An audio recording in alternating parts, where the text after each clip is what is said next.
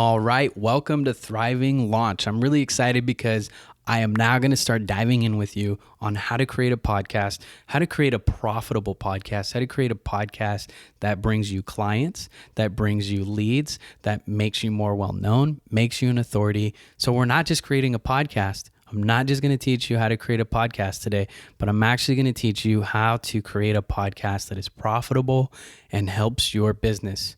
And now, before I dive into today's episode, I want to highly recommend that you head on over to thepodcasterssecretweapon.com. You can grab that over at thrivinglaunch.com.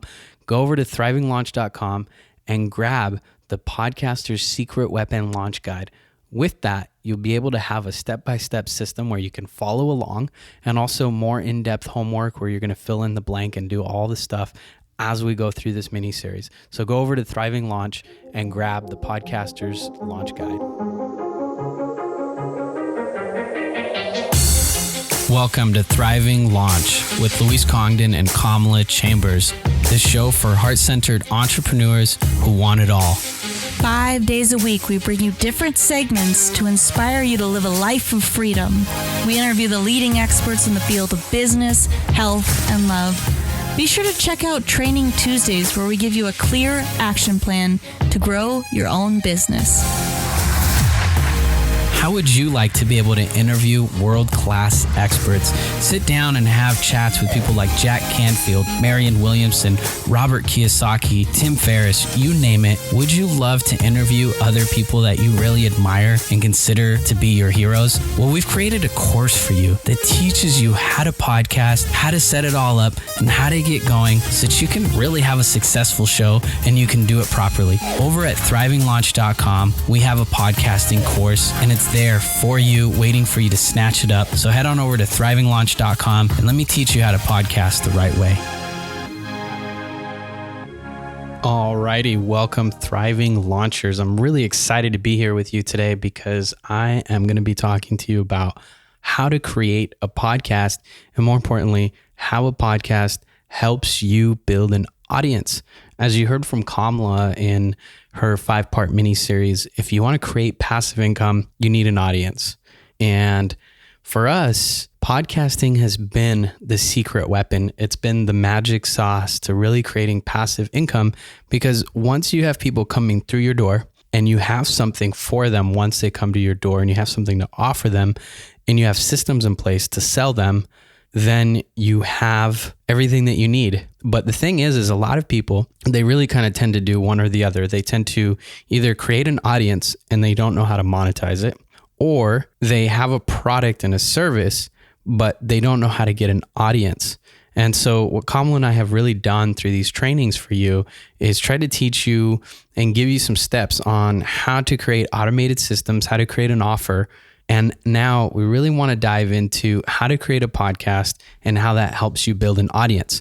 So before really diving into the meat of how to create a podcast, because here's my goal. In the next few days, or in the next few trainings that we have, because every Monday we'll be releasing this training, with these trainings, you'll be able to set up a podcast. You'll be able to get going, get started, and have that podcast work for you. And you'll know all the systems that you need. You'll have a step-by-step process. You'll essentially be able to do this after listening to all these trainings. And of course, there's way deeper stuff that we can go into, and I'm going to give you that. But right now, I just want to give you a mini series that will allow you to get a podcast up and running and will empower you to build that audience. So when we're talking about building a podcast, the first thing to knowing how to create a podcast is knowing who you want to attract. Who is the audience? A lot of people right now are getting on the podcasting bandwagon. They're getting really excited, and it's awesome. It's awesome to see this industry booming, because podcasting, you can start a podcast for $15, $20. As long as you already have a laptop, then you can create a podcast with $15 or $20 and every month spend $15 or $20 or so and have a show, and you can create an audience with that. So I want to tell you first off that podcasting is simple. I can teach an 8-year-old how to do it. So if you're not tech savvy, don't worry about it, because it doesn't have to be too hard. It doesn't have to be complicated. I know that you can create a podcast with minimal equipment, minimal knowledge, and minimal tech knowledge. So podcasting can be for anyone. And here's the thing right now, you've got people like Shaquille O'Neal who has a podcast. You have Obama who's been on a podcast or a few podcasts now, I think. You have somebody like Mark Maron who rebooted his comedy career and completely went from being unknown and almost unhireable to creating a podcast that now has sponsors, gets people like Obama on his show. All sorts of really very famous people have gone on his show, all sorts of comedians. Practically every comedian you can think of ends up on his show. So podcasts can really change a lot for you. So let me give you some tips. Let's start off with when you're thinking about creating a podcast, I want you to think about who your audience will be. Who are you trying to attract? Who do you want to draw to your show? And this is a very important question because you don't want to just attract everybody. A lot of people say, well, I want to attract anybody who can listen to a podcast. But, the thing is you're not Walmart. You're not going to be Walmart with your podcast. You're not going to be attracting everyone. And if you did, it would take a lot of time. It would take a lot of money and it would be incredibly difficult. What would be a lot easier is if you started zoning in and targeting and thinking about who you want to draw. And another question that goes with that is why. Why do you want to attract these particular types of people? Because we don't want to just attract anyone for the sake of, just to get well known. I mean, that's great if you want to get well known. And I think that's a big part of what we're trying to do with a podcast. But a bigger thing that we want to really think about is, why do we want to attract these people? And in my world, podcasting is a business tool. It is a tool that can allow me to draw more people into my circle of influence. It's a tool that I can use to educate and speak with my potential clients and customers.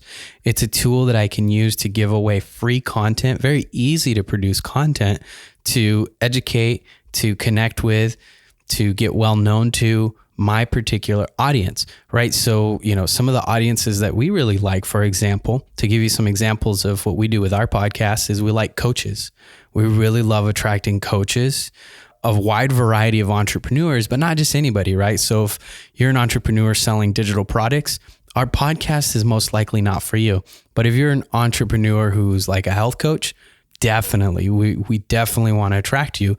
If you're a fitness coach, for example, possibly you're not like in the core of who we're trying to attract, but you are a service-based coach who works with people. So yes, we'd be interested in having you as a listener, but even more, what we really want though is we want coaches who work with people on mindset, who work with people in health, who work with people on inspiration or spirituality.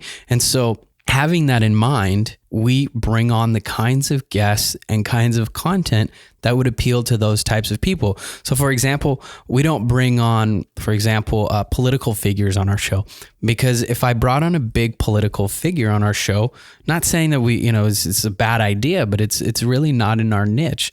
But if I did bring on some large political figure on our show, we'd probably bring on a lot of people, listeners who are interested in politics.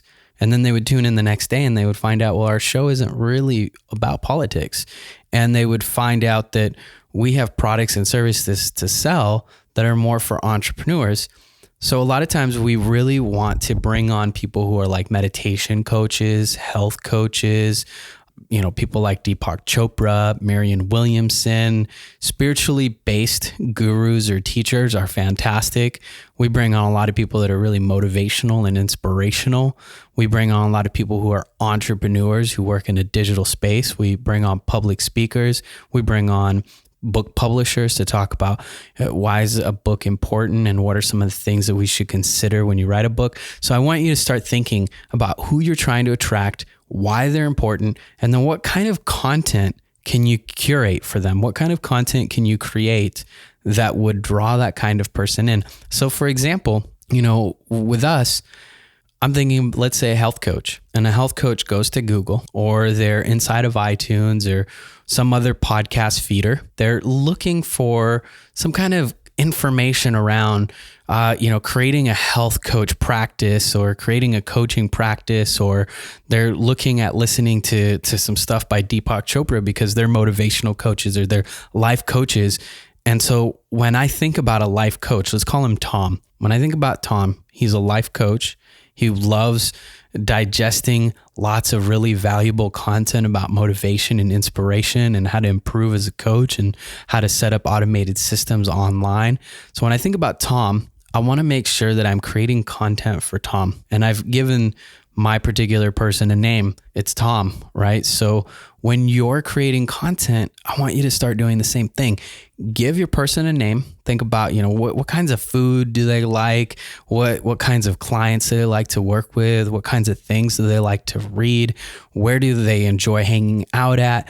And start creating content that would draw them in. So for example, we had Bruce Lipton on our show. Bruce Lipton talks a lot about the psychology of the mind and how it can impact your genes and impact your health, and how your unconscious belief system is a huge piece of reasons of why you get disease or why you stay well or why you're happy. And so we interviewed Bruce Lipton. And after that interview, somebody out of the blue found us, listened to that interview with Bruce Lipton, and reached out to Kamala and myself through social media and said, "Hey, I listened to your interview with Bruce Lipton. Absolutely loved it. I went to your website. I saw that you guys create digital products. You guys understand about podcasting and working online. And I'm a health coach. And I would really love to talk to you guys because I'm working on a digital product and creating a funnel. And I think I'd like to hire you guys." Now, completely organic. We didn't pay for any ads. We didn't do anything to try to reach out to this particular client, but they found us through that interview. And then now a few days later, another person listened to another interview where we had a LinkedIn expert on our show. And Karen, who is the LinkedIn expert, talked about strategies, tips, and tools to help you attract clients using LinkedIn and why it's important to be on LinkedIn.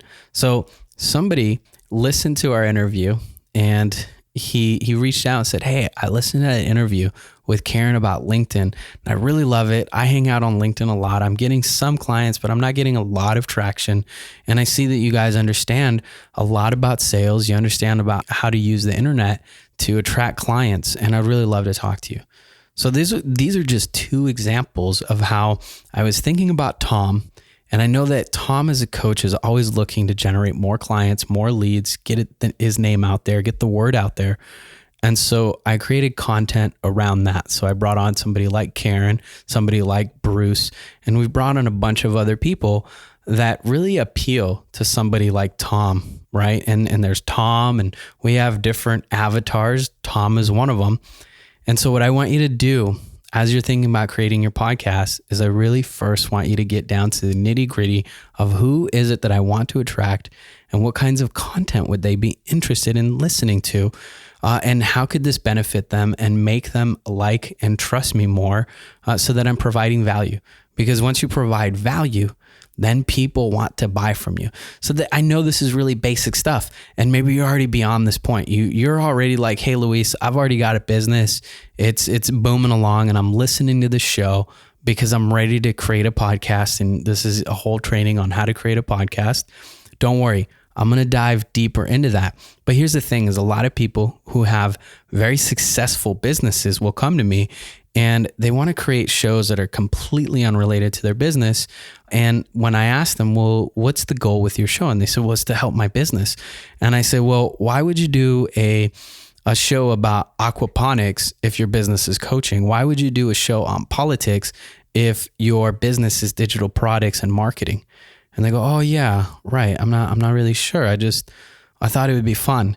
And that's great. That's great if you want to do a show for fun, but I want you to be able to couple your podcast with something that also helps you make money. So make sure that you're really considering who your target audience is and what you're going to give them. And that's step one to how to create a podcast. Now, next week, I want to dive in with you about naming your podcast, finding artwork that appeals to people, and really start going into the depth of how to create a podcast around, artwork, the description of your show, who to bring on to your show, what kinds of guests to bring on your show, or should you even have a guest-based show? I want to dive into all of that with you. But first things first is I want you to consider who is this show for and how is it going to support your business so that if somebody listens to your show, they go, oh my gosh, I want to hire this person, or I want to buy their products and services, or wow, we should have you speak at our next event. I listened to that interview. It blew me away. And now I want you on my show. Or I listened to that one episode. It really impacted me. And now I'm ready to buy your products and services. If you don't do this first piece of homework, then we're going to be missing a huge piece of the pie. And trust me, people pay me $500, $600, $700 to just get this one little thing. But you know what? This is the foundation of your home. Get that straight. And then we'll move on to the next piece on how to create a podcast. You've been listening to the Thriving Launch podcast. For books and resources related to today's episode, make sure to head over to thrivinglaunch.com. We'll see you there.